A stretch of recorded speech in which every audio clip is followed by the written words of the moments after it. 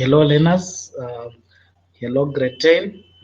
I want to welcome you to our H Blush Virtual Academy classes. It is good to join us, and I want to believe that you are benefiting from our classes.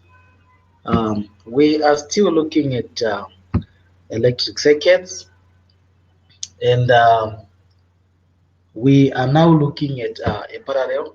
I've tried to highlight previously what a parallel circuit looks like and how do we do uh, some calculations based on a parallel circuit. Maybe just to give you a quick recap, remember I said we have got two types of electric circuits. We have got what we call a series circuit, whereby the resistors are connected in series or one after the other, and they form a one pathway for the flow of electric current. Then we have got what is called a parallel circuit, whereby resistors are connected side by side. In other words, they create more pathways for the flow of current. So in this lesson, in this presentation, I want to take you through a parallel connection again a bit thoroughly, so that when we go through some questions, at least all of us will be moving together. So we are looking at electric circuit, and we are looking at a parallel connection in particular. So we are looking at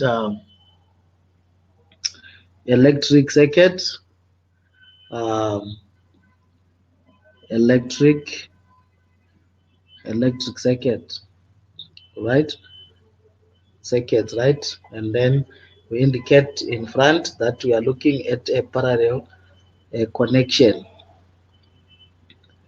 in particular. So it's a parallel circuit, right? Now, what is it that we need to highlight when we look at a parallel circuit? There are few basic points that we should not miss as we look at a parallel circuit, because these basics forms the foundation of our topic. They make all the calculations easy, because as long as we still refer back to these basics or to these fundamentals, these concepts of a parallel circuit, then everything else becomes clear to us. So I'm going to draw a nice parallel circuit for us that we are going to do to that we are going to use to make certain analysis and certain explanations of a parallel circuit. So the first thing we need when we deal with an electric circuit is we need a power supply. A power supply is more like a pump. The power supply is the one that pushes charge right around the electric circuit. So in other words, without the pump, without the power supply, you cannot talk of an electric circuit. So the power supply is like the heart of the body. Without the heart, then there is no life. So we need the power supply to start with.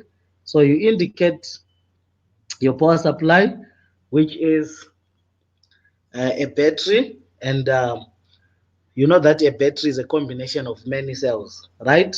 So I'm drawing a parallel circuit here. Now I've got the first ammeter, and remember what I said earlier on. I said an ammeter is an instrument that we use in an electric circuit to measure the amount of current that passes through a certain pathway, right? And an ammeter, by principle, it is always connected in series along the conducting wire. Why? Because it measures the amount of current that passes through, and ammeter does not interfere with the current because it has got very low resistance. So I've got my ammeter there, and when it is connected like that, before uh, we create many pathways, it means 80, that ammeter is going to measure the total current of the circuit, right? Then I've got three pathways here that I'm going to divide here. So I've got my A1, which is ammeter 1. So in other words, ammeter 1, that ammeter is going to measure the current that flows through that pathway. Then I have got A2, and this ammeter number 2 measures the amount of current that flows past through that second pathway. And then I've got my A3. And this A3, ammeter number 3, measures the amount of current that passes through that pathway. So in essence, when you look at the circuit that I'm drawing here, you can see that I've got 3 pathways that are going to form there. And I put the resistor for that pathway, which gives us the resistance, right? And I've got 3 resistors there, and they're connected in parallel, right? Then the pathway combines again, right? Then I've got my switch there, and the switch is closed. This is very important also for us to note as learners that current does not flow when the switch is open, right? Current flows only when the switch is closed. So when the switch is closed like this, current can flow. So the switch is a component in an electric circuit which is responsible for closing and opening the circuit, so that when we close it, current flows. When we open it, current stops to flow. Then we have got voltmeters. Now let me say something. Let me put some more flesh to how a voltmeter works. A voltmeter is connected across a component like a power supply, like your resistor. It measures the potential difference between 2 points, number one. Number two, a voltmeter is always connected across or parallel. It is never connected in series, right? Reason being, it measures potential difference between 2 points, right? And also, a voltmeter has got very high resistance.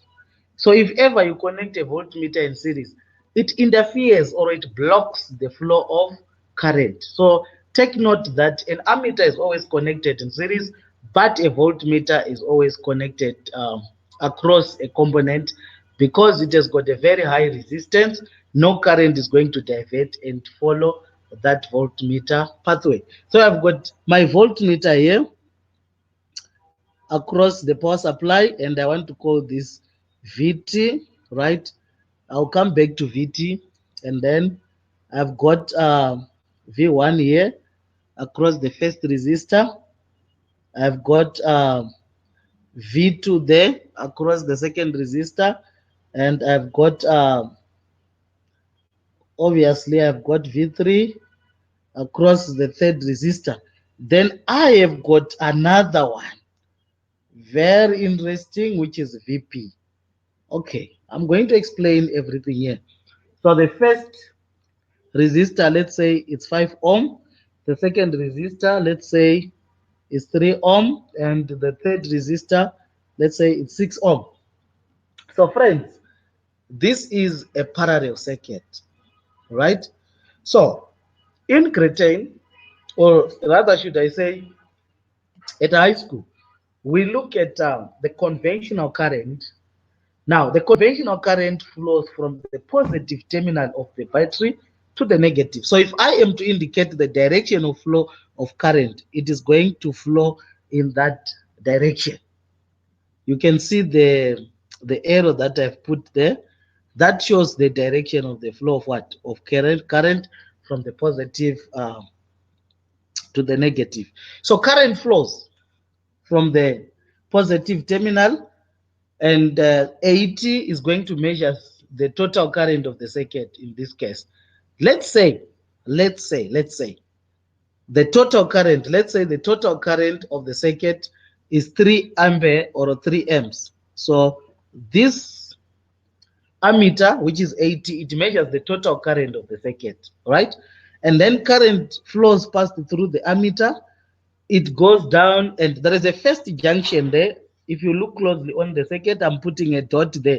That is the first junction where current might be tempted to divide, because whenever there is a pathway that has been created, current has a tendency of following that pathway. But now, in this case, like I said previously, no current is going to follow that pathway that goes down, the one that goes to VP. Reason being, a voltmeter is a component that has got very high resistance. And we know that current favors a pathway that has got lower resistance. So since the voltmeter has got very high resistance, it means no current is going to flow through that pathway. So all the current will pass through that junction to the second junction. I'm putting a dot there if you are looking at the circuit. Now, at that point, there are three pathways that are created. We have got the first pathway that has got the 5 ohm resistor, the second pathway with 3 ohm resistor, the third pathway that has got 6 ohm resistor. Current is going to divide, right? But now, how is current going to divide there? That is very important for us to note. Since we have got total current of 3 ampere, current is not going to divide equally to say 1 amp in the first pathway, 1 amp, 1 amp. No, no, no. Current divides according to the principle or according to our Ohm's law, which says current, I'm going to write it down to the right, which says current is inversely proportional to resistance. That is very profound. We need always to take note of that whenever we deal with our electric circuits. So current and resistance are inversely proportional, with resistance as the independent variable and current as the dependent variable. So it means one way of adjusting the amount of current that flows in an electric circuit is to change the resistor, right? The resistance. If resistance goes up, the total current decreases. If the resistance decreases, the total current goes up because resistance and current are inversely proportional. Now, coming back to our electric circuit, the pathway that has got lower resistance will get highest or will get more current. So we have got three pathways there. We have got that pathway, 5 ohms, 3 ohm, and 6 ohm pathway, right? So the second pathway, which is the 3 ohm pathway, is going to record higher current. In other words, A2 is going to be higher than A1 and A3. Why? Because A2 is connected on the pathway that has got the lowest resistance.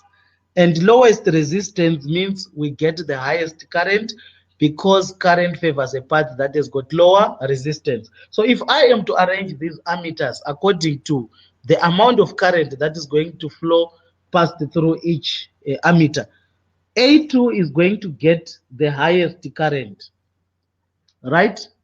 Followed by A1, right?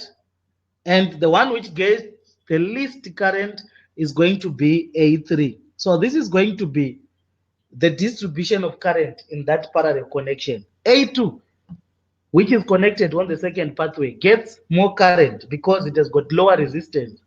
A1 follows because it has got 5 ohm, right? And A3 gets the least current because it has got the highest resistance. So this is how current is going to divide at that junction, and this is how current is going to divide according to the resistance that each pathway has. Now we are going to look at calculations later on, maybe in my upcoming presentations, on how to determine the amount of current that goes to A1, A2, or A3.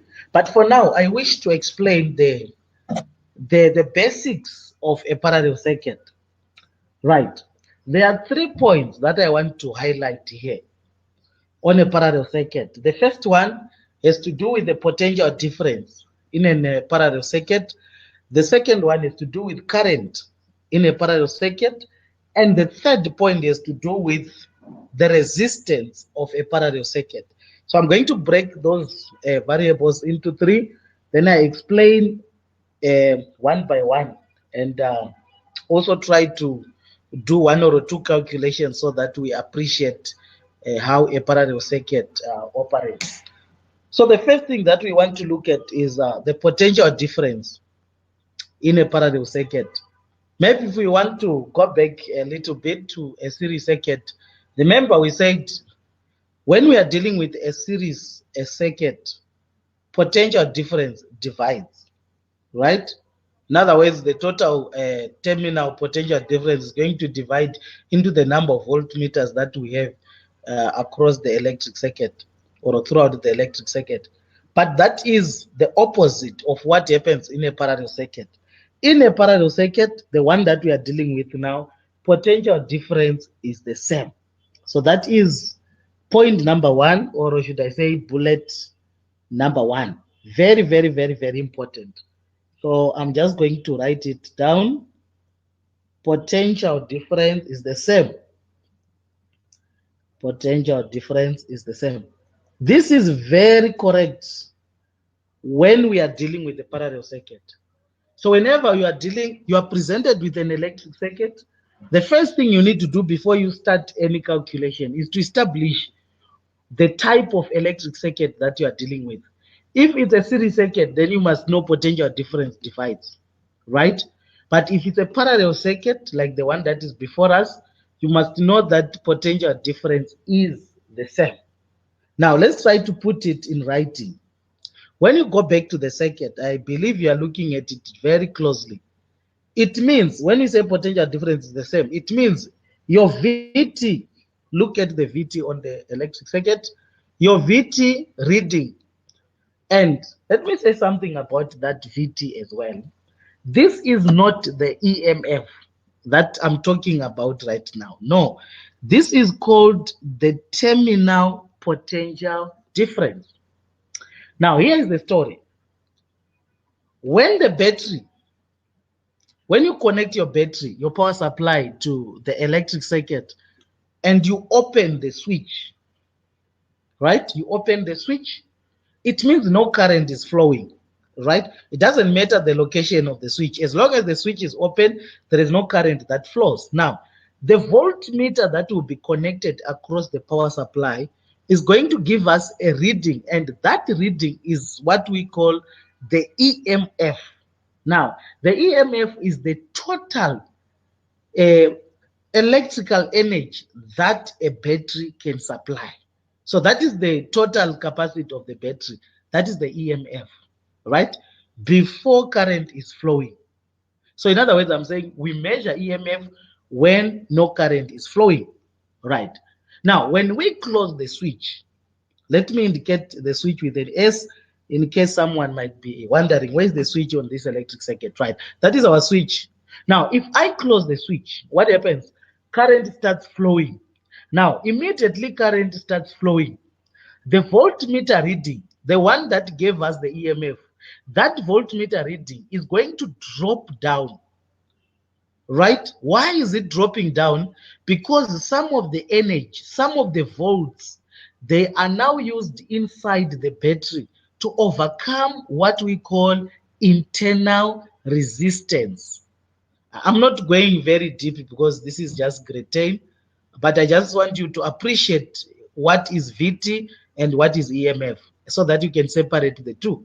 So when the switch is closed, the voltmeter reading goes down. It gives us a new reading that is slightly lower than the original reading. So the original reading, when current was not flowing, that's the EMF. The new reading that we have when current is flowing is what we call the terminal potential difference. That is the VT that we are dealing with. Is that okay? So our VT, this is the terminal potential difference when current is flowing, when the switch is what? When the switch is closed. So the terminal potential difference is going to be equivalent to V1 reading. Come with me to V1. It is connected across the 5 ohm, which is our first pathway. And it is also equals to V2 reading, which is connected on the second pathway across the 3 ohm resistor. And it is also going to be equals to V3 reading, which is connected across the 6 ohm resistor, which is the third pathway, and which is also equivalent to VP. Very profound. So this is what we mean when we say in a parallel circuit, potential difference is the same. All the voltmeters, how many are there? 5 of them. Their reading should be the same. So in other words, if they give you the V1 reading, let's say they say the reading of voltmeter 1 is 6 volts, then it's enough for us to do our calculations. Because as long as it's a parallel connection, I know now that that V1 reading is going to be the same as the VT that is the same reading with V2, that is the same reading with V3, that is the same reading with what? With VP, because this is a parallel circuit and potential difference is the same. Right. I wish to go deeper a little bit here. How do I calculate VT? That is very important. How do I calculate VT? So I'm going to divide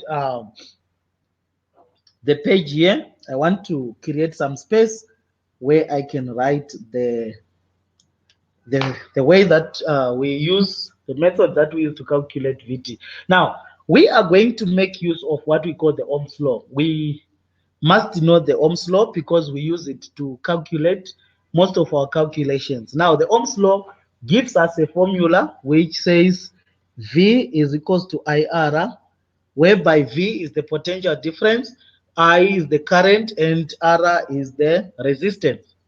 Now, how do I calculate VT? Right? So my VT in this case, VT is connected across the power supply, right? It is the main voltmeter anyway, right? So my VT is equals to I is going to represent the total current, right? And R is going to represent the total resistance. So that's how I calculate VT. We use what we call corresponding values. So VT is equals to, since it's the total potential difference, we also use the total current.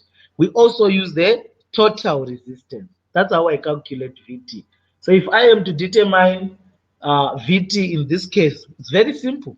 Current is given, is 3M. Resistance, I just have to calculate the parallel effective resistance there. I've got 3 resistors. Then that resistance that I get multiplied by 3, that gives me my VT. But then that means I also have the answers for V1, V2, V3 because the voltmeter readings are the same in a parallel circuit. Right.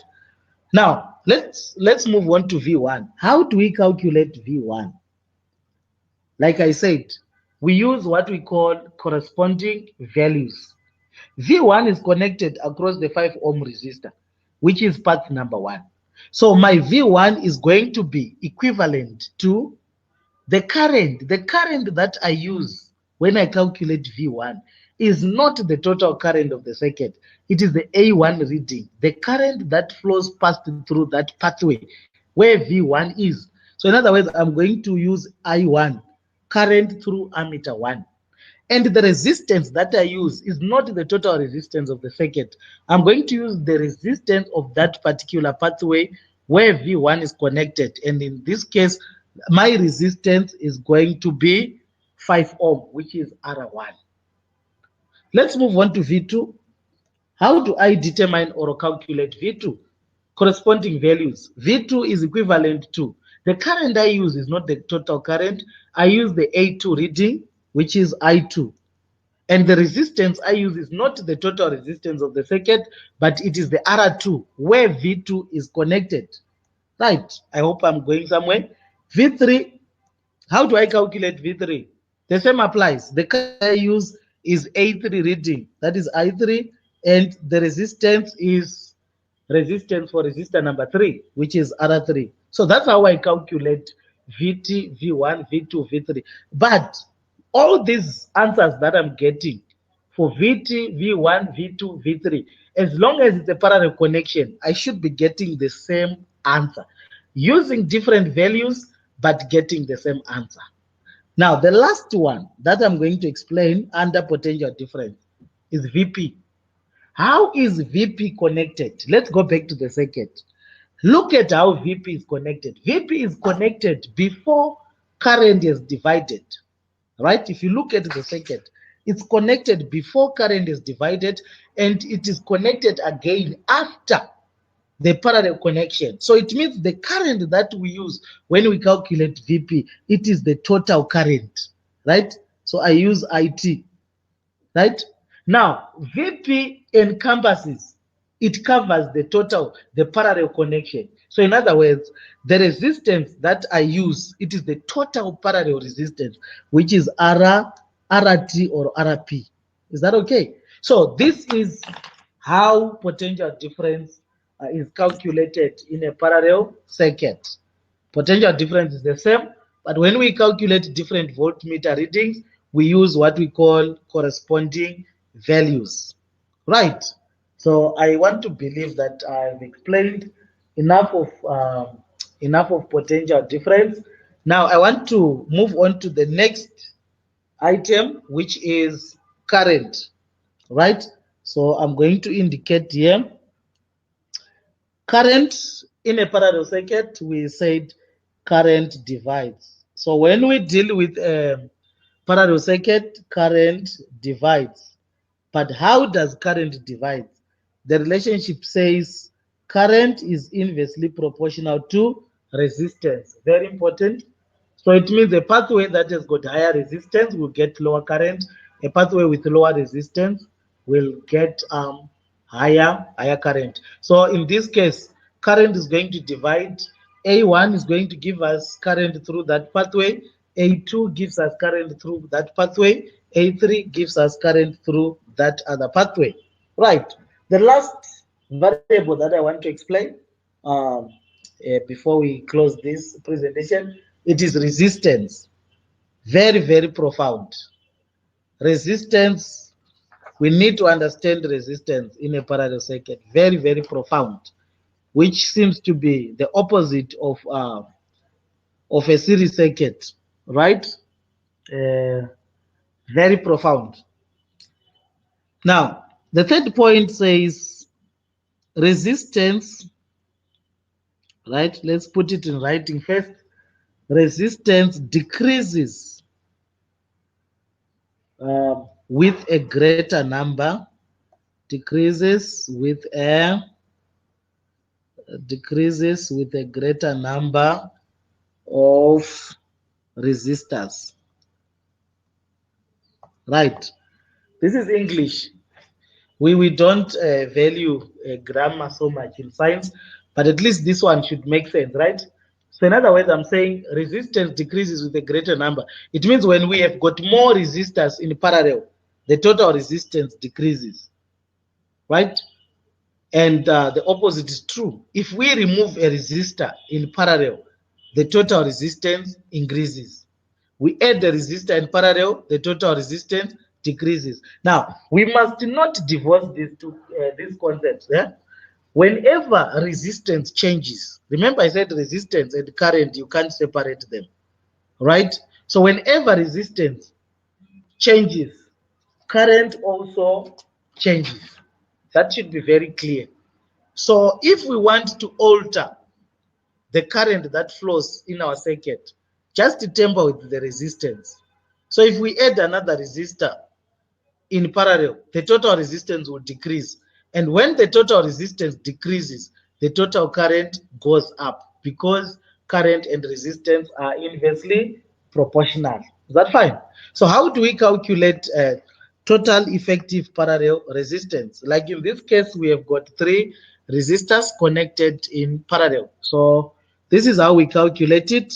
1 over Rp is equals to 1 over R1 plus 1 over R2 plus 1 over R3. That's the traditional way of doing it. 1 over Rp is equals to 1 over our resistor 1, it's 5 plus 1 over our resistor number 2, 3 plus 1 over our resistor number 3, it's 6 ohm. So 1 over 5 plus 1 over 3 plus 1 over 6. So 1 over Rp is equals to, what are we getting there? We need a calculator, friends, to do our calculations. Otherwise, we are not going to do anything without a calculator. So 1 over 5 plus 1 over 3. I'm punching my calculator here. Quickly, 1 over 6. So 1 over 5 plus 1 over 3 plus 1 over 6. That gives me 7 over 10, right? Yes, and I encourage that you use your calculator at this level. So we are not looking for 1 over Rp. Remember, we are looking for parallel resistance or parallel effective resistance. So what do we do if we want Rp? We reciprocate, or should we say you invert, right? And remember, whatever you've done to the right-hand side, you also do it to the left hand side. So if you reciprocate here, you are going to have RP over 1, and any number divided by 1, it remains itself. So RP divided by 1, it remains as RP. And then the other side, it becomes 10 over 7. So it's all up to you now.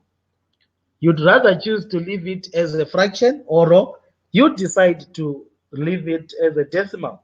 But I want to believe that a fraction is more accurate than a decimal, because a fraction is not rounded off, and a decimal, you have to round it off to 2 decimal places. So it becomes 10 over 7, and as a decimal, that is equivalent to 1,43. And the units for resistance is ohms.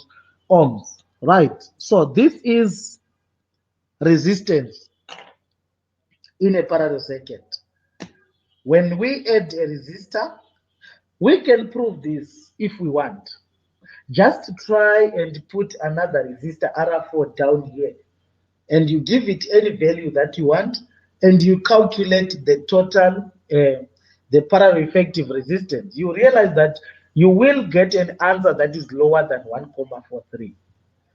You want to prove it the other way, remove R3, which is the 6 ohm resistor, and calculate the new parallel effective resistance. You realize that you are going to get an answer that is greater than 1,43. So in other words, the statement stands, which says resistance decreases with a greater number of resistors. So friends, this is how a parallel connection works, and this is how we do relevant calculation when it comes to parallel circuit. So what I'm going to do is I am going to prepare another question in my next presentation, and I'm going to be explaining many concepts there. Now that we are fully equipped with how a series a circuit operates and how a parallel circuit operates. So it means now we are free. We have been liberated now. We are at liberty to look at any question that we want when it comes to our electric circuits. Remember, friends, we are only in grade 10. We don't go deeper as to look at the internal resistance, the lost volts, much of EMF. We don't have that in grade 10.